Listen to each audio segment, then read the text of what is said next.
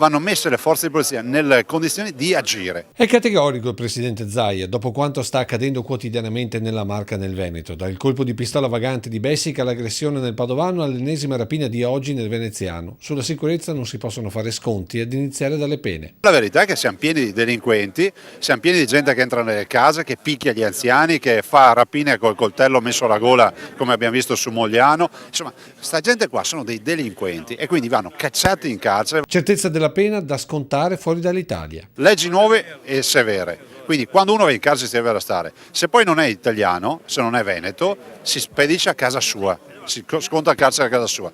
E poi infine i mezzi, gli uomini. Sicurezza ai cittadini che per il governatore del Veneto solo una forte presenza su strada può garantire. Quindi bisogna dare soldi alle forze dell'ordine e dare l'esercito sulle strade ad aiutare i nostri professionisti della pubblica sicurezza.